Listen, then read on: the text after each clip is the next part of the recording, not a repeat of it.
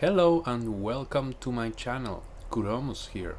Today I bring you a pure light domain cleric. This was my choice for my first playthrough in tactician difficulty, so it has a special place in my heart. This build leans on the support/tank side, thanks to the subclass passive, Warding Flare. This will let us use our reaction to force an enemy to reroll a successful attack. This paired with our medium armor and shield, we will make enemies miss quite a lot. This also helps to maintain our concentration, but in case we get hit, we will have some feats to greatly improve our constitution saving throws. With this character I would usually stay at the front, protecting my party while casting offensive and defensive spells.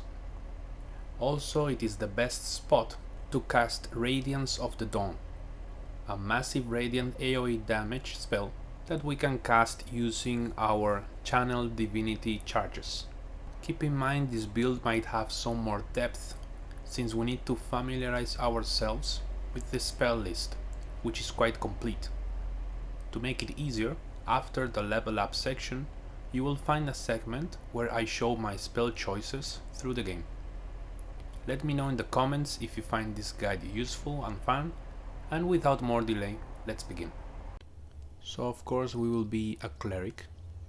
Cantrips, as long as we have guidance and sacred flame, is good enough.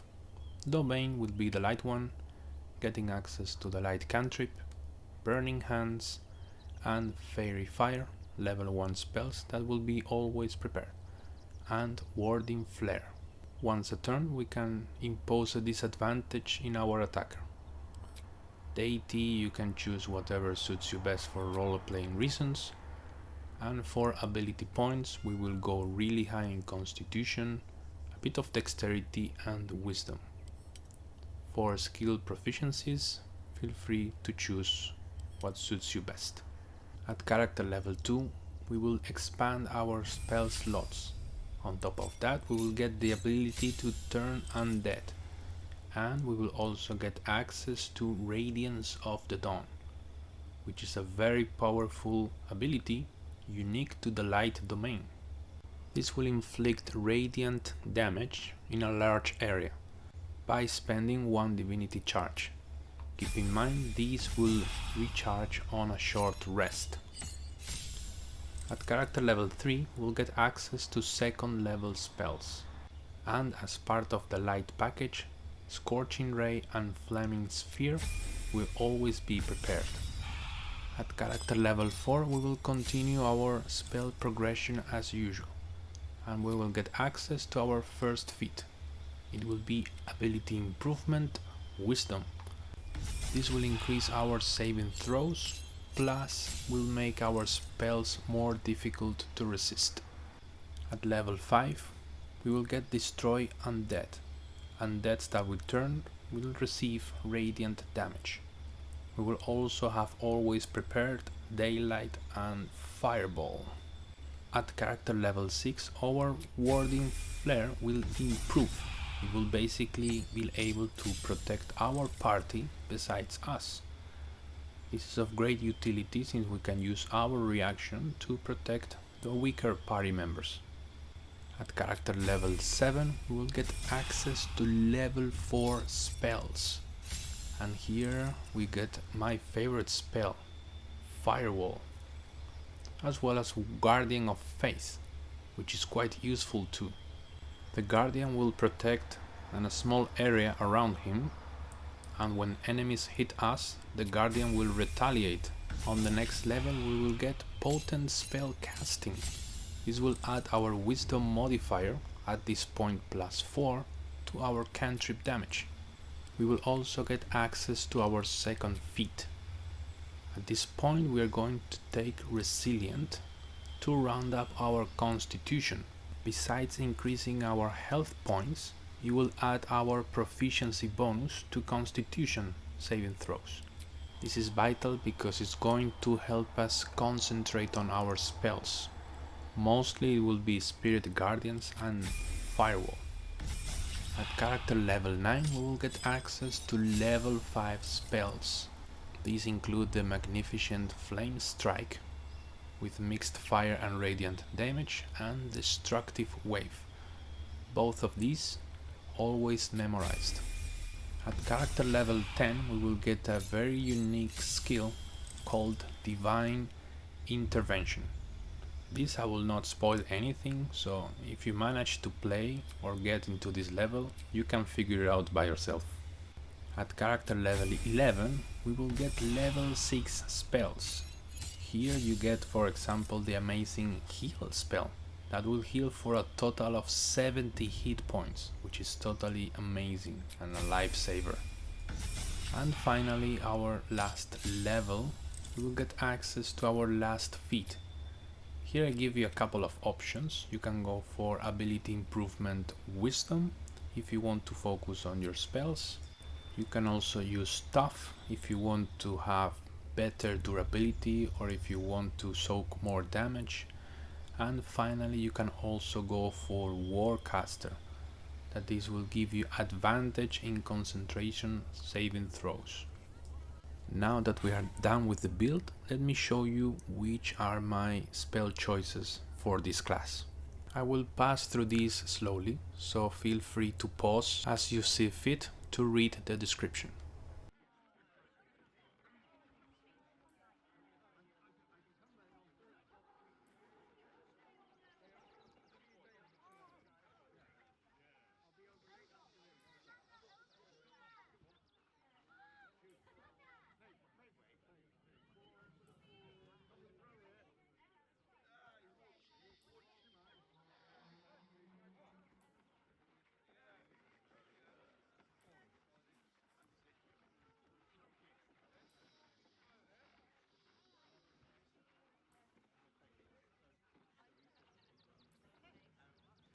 Just to wrap it up, I was trying Harm.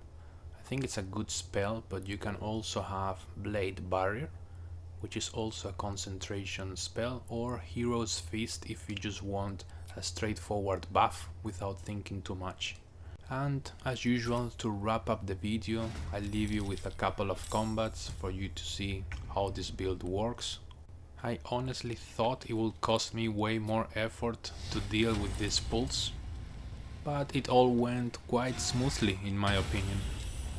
While usually I do not discuss itemization, there is a set of items that when we inflict radiant damage we will apply a debuff called Radiating Orb. That is what you can see above the heads of the enemies. Each application will impose a -1 to attack rolls.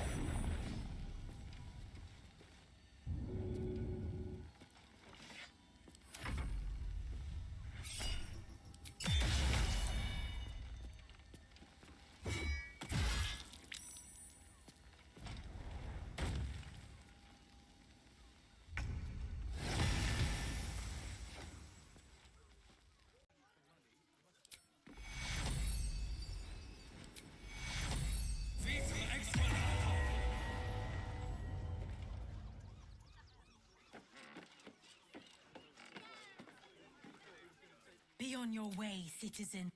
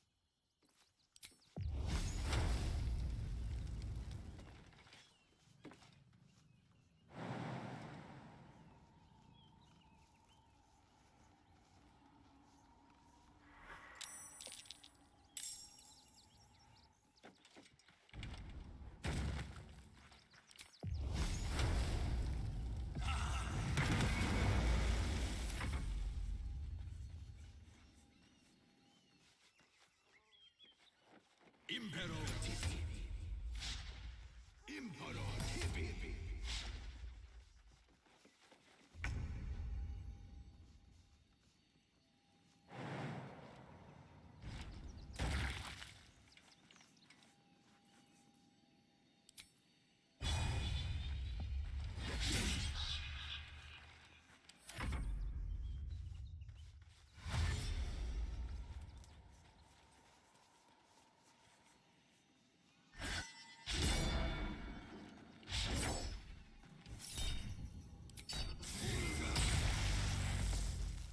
Impero tipi.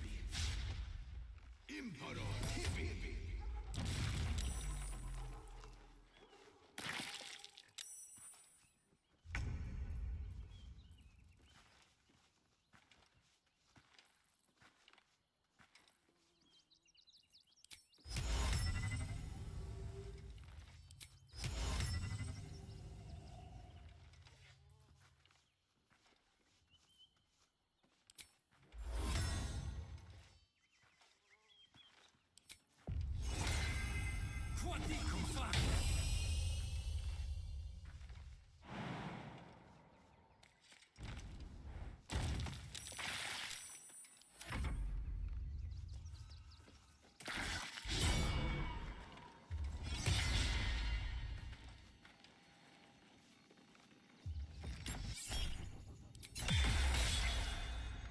imperative.